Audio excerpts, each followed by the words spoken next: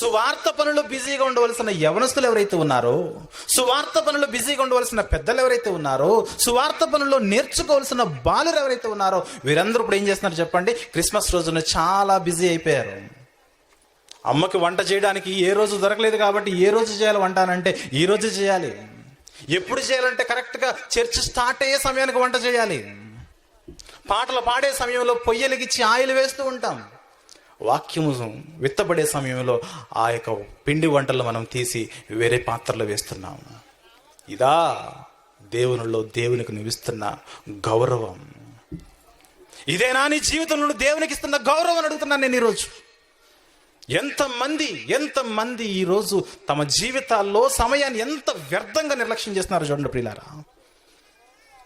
సమయం చాలా ఉందిలే, వెళ్ళొచ్చులే అంటే ముందొచ్చి కూర్చున్న వాళ్ళు అమాయకులు అనుకుంటున్నారా, మూర్ఖులు అనుకుంటున్నారా? ముందొచ్చి కూర్చున్న వాళ్ళకి సమయం లేదా, పనులు లేవా? ఉన్నాయి. ఎందుకు వచ్చారు వారు ముందు?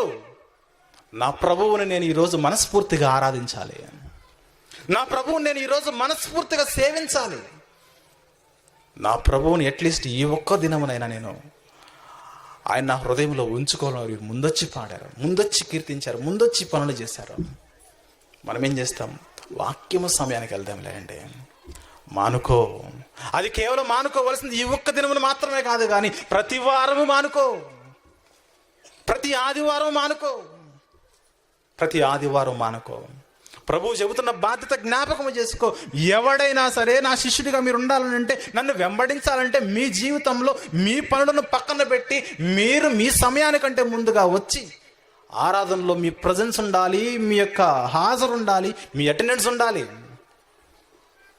అలా చేస్తేనే మీరు నాకు శిష్యులు, నా చేత మీరు గుర్తింపబడతారు ఒకానొక దినమున.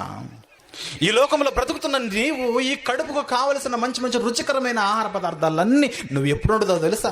సరిగ్గా ఆరాధన స్టార్ట్ అయ్యే సమయానికి వండుతావు. ఏమో అప్పుడు వండితేనే మంచి టేస్ట్ వస్తుందా ఏంటి? పొద్దున్నే ఒక 2 గంటల ముందు లేచి వండుకోవచ్చుగా.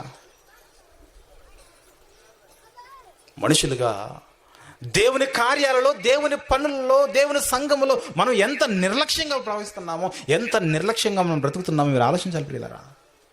నిర్లక్ష్యమైన ధోరణి. అన్ని పనుల్లో మనిషి ముందుంటాడు, అన్ని కార్యాల్లో ముందుంటాడు.